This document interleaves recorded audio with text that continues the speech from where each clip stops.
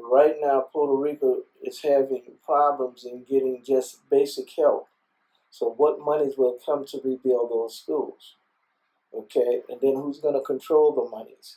You got to look at in some certain areas of New Orleans, schools were not rebuilt. Monies came for those schools, but yet the schools weren't rebuilt. So I would think that you need to be fully aware of who's making decisions on where schools will go back, because community schools are being destroyed, right? And look at policy. If the current management group that's coming in, be sure that you know their history, know where they're coming from, know what their intent is. A lot of the school management groups that we've seen here have came in, have failed the school, have failed the children, and then they just get up and walk away, enriched, better than what they came in with. So we need for you to, I would encourage them to be aware of all the policies and decision making and make sure that they have real Puerto Ricans looking at who's operating schools in their school district, and what schools are they scheduling to close. Because right now they're saying here, they were telling us that we didn't need all these schools. Well, the reality of it is 13 years later, you do need all these schools. Personally, am against charter schools because it does not include unification. It separates too many. In that system, as a teacher, coming from a school system in Baton Rouge where it was just one board, it was unified. So the goal was we all work together for the help and benefit of those kids. Versus when I came back to New Orleans and immersed in this charter school business, because that's what it is, a business, I watched the children not have as much value. The whole emphasis not placed on the child, but rather their scores, the data, which data is important, but that's not the whole point of the child. I watched and listened to commercials where people recruit for children, and that's not how we pull in. We don't cattle, we don't wrangle up kids for a business. They're not property. They're individual little people who are our future. And I just watched, why I left the school system was because my morals, my values does not let me play into what the charter school system offers. From the beginning, as wanting to be a teacher, I wanted to help everyone. And true, our public school system was poor before the charter schools, but that is a system administrative leadership thing, not a per school thing. It's about accountability, not a per school. So I think our city really failed our kids. The cons far outweigh the pros. Charter schools were presented as the salvation, to save the public school system. The public school system had experienced some problems, but the charter school has in no way met or corrected those problems. The systems are so much worse now than they were before. Children are not treated like children. They're treated like little prisoners.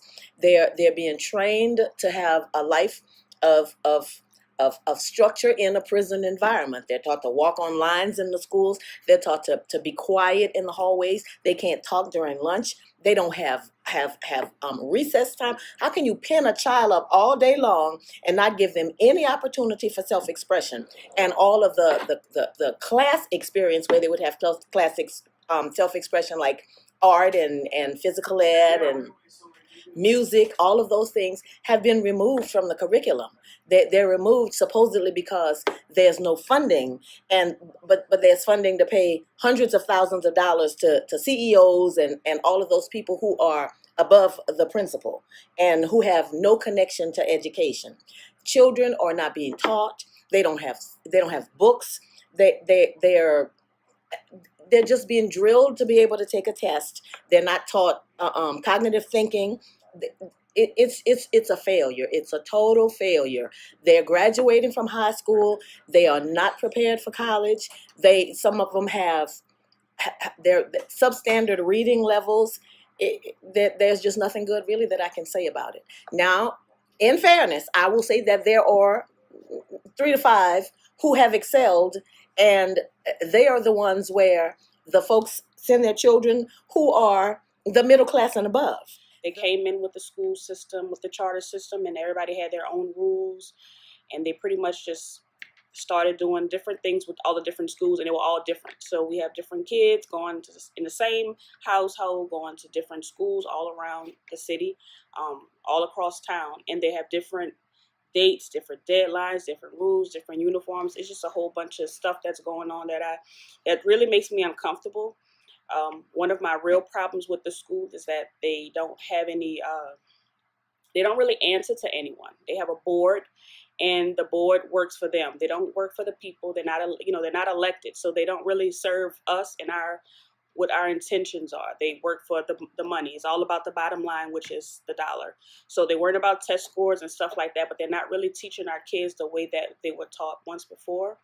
I have a problem with one of the schools that my kid attends. He's constantly being in trouble for small infractions. So he's getting suspended for 3 and 5 days at a time for doing things that would usually get a child a detention. And when we go to complain about it, we can't complain because we have to go to the school, who goes to the board, and then the board comes back with the answer. So for instance, my child was suspended for 5 days for spitting on the ground. So, those type of things, it adds up. And he's been dealing with this for the last 13 years since Katrina. So all of these infractions add up. So he has a crazy list full of suspensions and detentions and infractions based on small stuff no fights. Of all 13 years, none of them are fights. They're all just something like being disrespectful.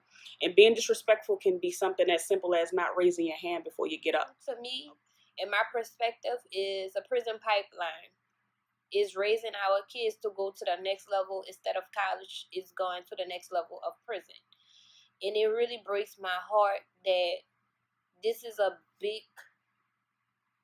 a big community, not a big city, but a big tourist city. And everybody come down here, they party without a purpose. But people really realize that we down here as Black and brown people, every day we struggling.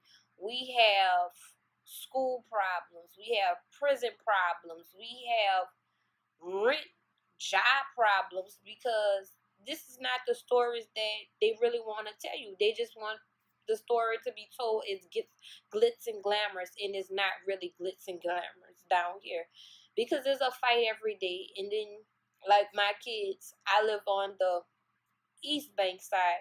My children get bused on the West Bank side all the way across the river just to go to school. And I live down 3 blocks from a school, and it's been 4 years for my daughter. She cannot get into that school. And it really breaks my heart to talk about this. I'm not going to cry. But it breaks my heart that they want to say, oh, your child could get into a neighborhood school. Really? Come on. It's built for the white folks or for the Black people that makes a lot of money, like your doctors, your lawyers, your professors, things in that sort of. The most sustainable model I've seen thus far is the sustainable community schools model, whereby the neighborhoods, the residents of the neighborhoods, actually have equity and ownership within the schools in their communities. The teachers in those schools are reflective of the communities that they are in. And so you start to develop a regional culture based on place versus based on money. And if you really believe in the future of your community, you will take as much time as possible right now to reach out to your community to let them know that these private charter management organizations and education management organizations are not the answer. The answer is the folks within your community have to stand together and create the entity that manages the school.